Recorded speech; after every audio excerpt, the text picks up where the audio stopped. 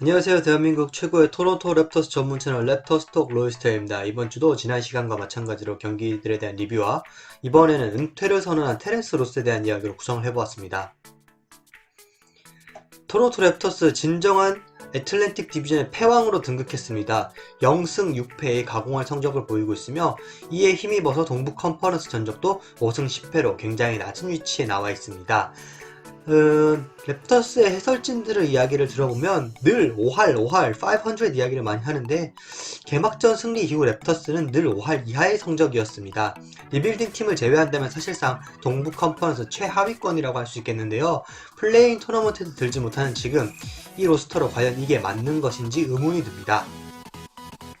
지난주 첫 번째 경기 클리브랜드 캐벌리어스와의 경기였습니다.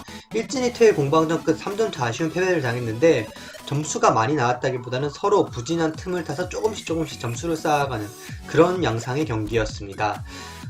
이 경기에 대해서 자세히 내용을 살펴보면 어떻게 3점 차로 밖에 지지 않았는지가 더 의문인 경기였는데요. 야투 시도 3점 성공, 어시스트 모두 10세 있었기 때문입니다. 랩터스가 다행히 자유투 시도가 훨씬 많았기 때문에 3점 차까지 끌고 갈 수 있었던 그런 경기였습니다. 하지만 그럼에도 불구하고 자유투를 굉장히 많이 흘리면서 패배했습니다. 야코 퍼트를 보고 빅약이라고 부르는데요. 이 빅약이 또 중요한 활약을 했습니다. 18득점 13리바운드로 더블더블을 기록했고 야투도 9개 중 8개를 넣는 성공률을 보여주면서 이날 기준 72.2%의 성공률로 야투율 리그 1위에 올랐습니다. 그리고 신인왕 대결을 두고 선의의 경쟁을 펼쳤던 반즈와 모블리 두 선수 모두 이번 경기에서는 약간 아쉬운 모습을 보였는데요. 15득점, 12득점, 표면상으로는 나쁘지 않았지만 야투율이 둘 다 부진했습니다. 제가 생각하는 강팀의 조건은 안 풀리는 날에도 어떻게 꾸역꾸역 승리를 가져가는 그런 팀이라고 생각하기 때문에 랩터스의 이런 꾸역패 너무 아쉽습니다. 이어진 경기는 브루클린 네츠와의 경기였습니다. 야투 부진과 자유투 실패라는 랩터스의 패배 공식을 그대로 따라간 경기였고 이 경기에서 12점 차로 패배함에 따라서 백투백 다음날에 있을 경기에 대한 부담감이 더 커졌습니다. 이 경기를 패배하면서 디비전 전적 0승 5패가 되었고요.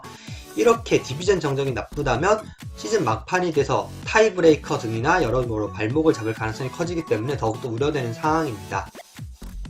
좀 살펴보자면 이미 셀틱스와 필라델피아에는 2패씩 내줬기 때문에 남은 경기들을 다 쓸어 담아야 겨우 동률이 됩니다. 그리고 이날의 프레셔스 아치와 9분 출장하면서 0득점에 그쳤습니다. 라이코비치 감독이 벤치 멤버들에게 기회를 잘 주기는 하지만 부진할 경우에는 가차없이 빼는 모습도 있습니다. 그리고 시아캄과 반즈 더블더블을 기록했지만 둘 다 야투율이 나빴기 때문에 그렇게 효율적이었다고는 볼 수 없겠습니다. 지난 두 경기에 대해서 상대에 대해 비하하는 건 아니지만 중위권에 위치한 이 캐벌리어스나 네츠를 잡지 못한다면 랩터스는 중하위권에 머물 수밖에 없습니다. 백투백으로 이어졌던 경기 상대는 이날까지 7연승 중이었던 피닉스 선즈였습니다. 엎친 데 덮친 격으로 랩터스는 이날 비행기 지연으로 새벽 4시에 도착하는 악조건이었습니다만 승리를 거둘 수 있었습니다. 이날 승리의 1등 공신은 스카티 반즈 4쿼터에만 12득점 5리바운드를 거뒀습니다. 토탈 스탯은 24득점 7리바운드 4어시스트 3블락 공수에서 맹활약했습니다. 4쿼터를 요약하자면 반즈와 듀란트의 쇼다운이었죠. 잠시 선즈의 포커스를 맞춰서 이 피닉스 빅3 많은 팬들이 기대를 했던 호화로운 조합이었는데요.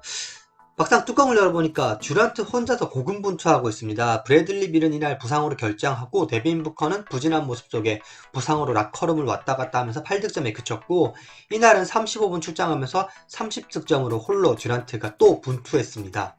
그리고 이날 프레셔스 아치우와 14득점 10리바운드를 거뒀습니다. 백투백 전날의 부진을 완전 씻었고요. 하이라이트급 엘리웁 덩크를 만들어내기도 했습니다. 이에 덧붙이자면 야투왕 퍼틀 오늘도 야투율 88.9%라는 가공할 성공률을 보였습니다.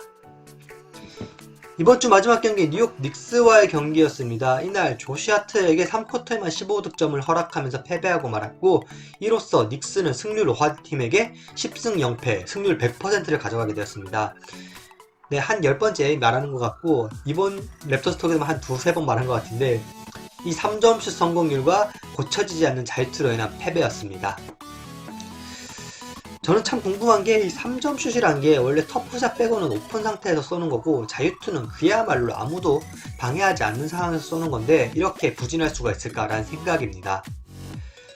하지만 패배에도 스카티 반지의 활약은 빛났습니다. 29득점, 9리바운드, 4어시스트, 그리고 스틸을 무려 5개나 거뒀습니다.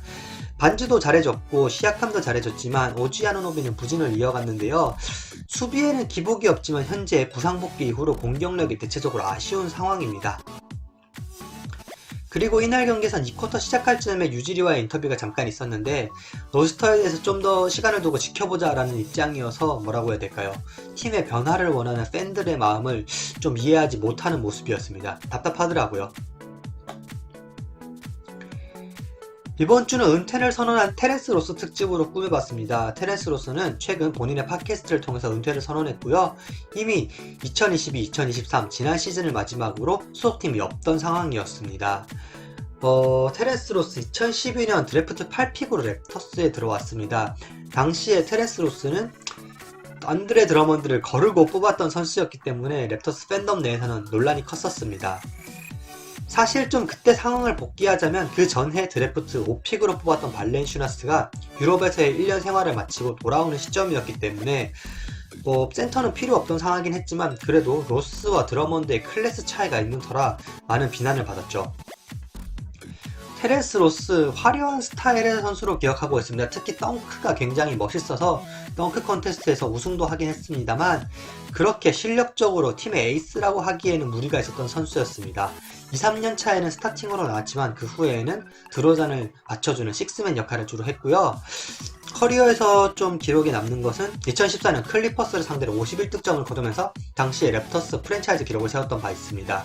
또 이 득점이 놀라웠던 것은 평균 득점 10점 미만, 당시 기준으로는 10점 미만의 선수가 50득점을 거둔 첫 사례였기 때문입니다.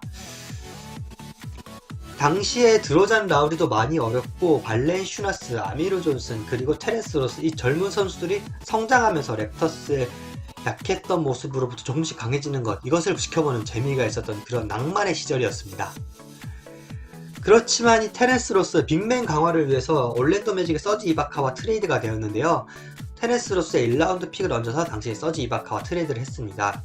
그리고 이 트레이드는 결과적으로 윈윈 트레이드가 되었죠. 모두 아시다시피 서지 이바카 랩터스에서 재도약에 성공하면서 우승에 공신이 되었고 테렌스 로스 역시 매직에서 실력이 상승하면서 본인의 커리어 하이 시즌을 보내기도 했습니다. 여담으로 이 랩터스가 매직에게 양도한 1라운드 픽으로 뽑은 선수는 NBA 역사상에도 길이 남을 대실패였습니다. 경과를 살펴보자면 올랜도 매직이 그해 드래프트를 했고 바로 식서스의 권리를 트레이드했습니다. 이 식서스에서는 이 선수를 로스터에 등록시키지 않고 방출을 했고 이 방출된 이후 워싱턴 위저즈 썸머리그에 합류를 했고 NBA에서 2년간 토탈 28경기를 뛰고 방출되었습니다. 하지만 테렌스 로스 리빌딩 팀인 매직에 있었기 때문에 플레이오프나 우승과는 굉장히 거리가 멀었습니다. 그래서 본인 커리어 마지막 도전을 위해서 바이아웃을 통해 매직과 결별하고 우승 후보였던 선즈에 합류를 했지만 피닉스가 우승에 실패하면서 반지 원정대였던 로스도 자연스럽게 결별하게 되었습니다. 그리고 은퇴를 선언하게 되었는데 이 은퇴 선언이 굉장히 아쉬운 것은 91년생이기 때문에 은퇴를 하기에는 충분히 더 뛸 수 있는 나이이기 때문입니다. 그리고 슈터이기 때문에 시즌을 좀 기다리다 보면은 그를 찾는 팀이 분명히 나왔을 것이라고 생각되기 때문에 못내 아쉽습니다. 사실 더 뛸 수 있는 상태이기도 했지만 제가 이 선수는 데뷔 때부터 은퇴까지 쭉 지켜봤던 선수였기 때문에 더 아쉬움이 진하게 남는 것 같습니다. 기타 뉴스입니다. 제가 리그패스가 먹통이라고 종종 불만을 토로하곤 하는데 주변 지인뿐 아니라 커뮤니티에서도 이런 똑같은 불만들이 나오고 있습니다. 대체적으로 라이브는 잘 나오지만 다시 보기를 할 때 화질이나 연결이 먹통이 된다는 현상인데요. 빨리 고쳐졌으면 좋겠네요. 그리고 인시즌 토너먼트에서 생긴 특이한 룰이 득실점 차로 동률을 가린다라는 것이기 때문에 소위 말하는 매너 타임이 사라졌습니다. 그렇기 때문에 4쿼터 30점 차이가 나도 주전들을 넣고 점수를 더 벌리려고 하는 것이 선수들 입장에서는 생소하고 약간 매너가 아닌가라는 의견도 나오고 있습니다. 네, 랩터스 인시즌 토너먼트도 탈락했겠다 뭐 이런 거에 신경 쓸 시간에 그냥 리그 패스는 잘 나왔으면 좋겠습니다. 다음 주 스케줄 안내입니다. 마이애미 히트, 샬럿 호네츠 이번 주에는 딱 2경기가 있습니다. 왜냐하면 화요일, 수요일 인시즌 토너먼트 8강전으로 인해서 리그 일정이 줄어들었기 때문이고요. 그리고 마이애미를 만난다면 늘 반가운 얼굴 카일 라우리가 있죠. 이번에가 계약 마지막 해이기 때문에 마이애미와의 계약이 끝난다면 랩터스로 돌아와서 커리어를 마무리 지을 수 있을지 한번 지켜봐야겠습니다.